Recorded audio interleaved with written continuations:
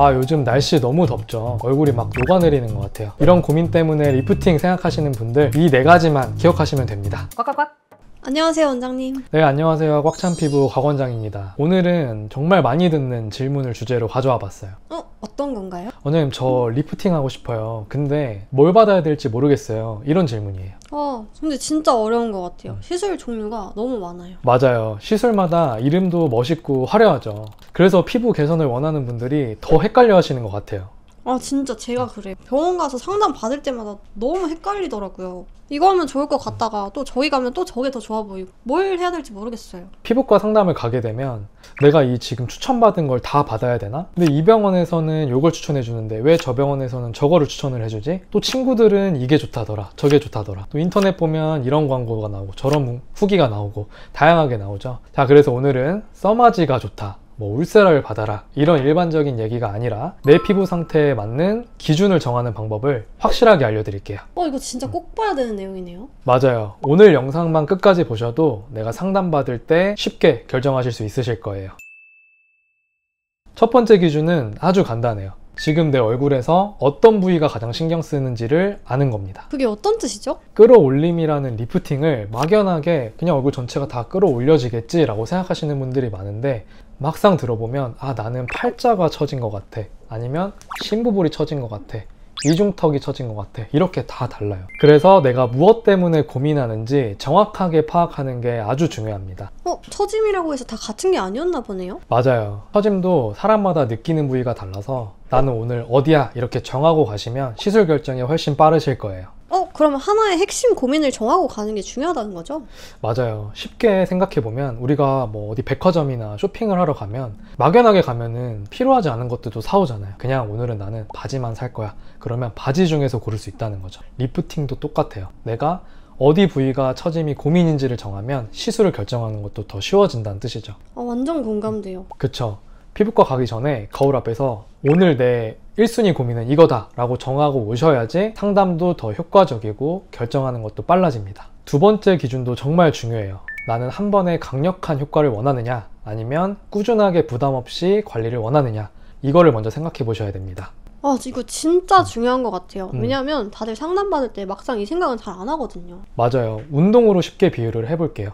나는 무거운 무게로 짧고 굵게 운동을 끝내고 싶다, 아니면 가벼운 무게로 좀 많이 들고 끝내고 싶다, 이런 차이가 있는 거죠. 리프팅을 선택할 때도 마찬가지예요. 예를 들면 난 조금 더 강력한 효과를 한 방에 원한다. 그럼 울세라나 써마지 같은 시술을 받는 게 좋고, 조금은 더 부담 없게 주기적으로 받고 싶다.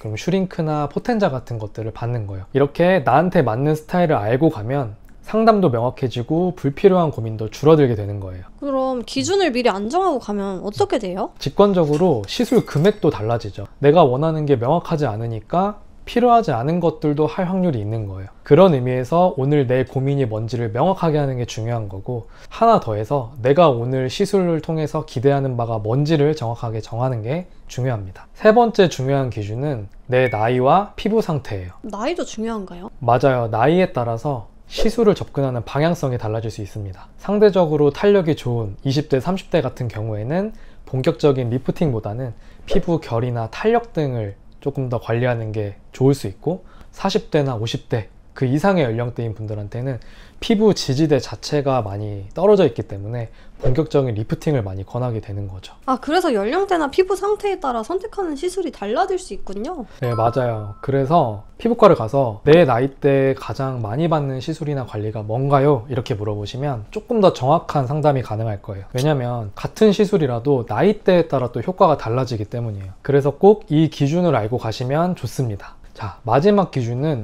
통증 민감도예요. 사실 이게 어찌 보면 제일 중요하죠.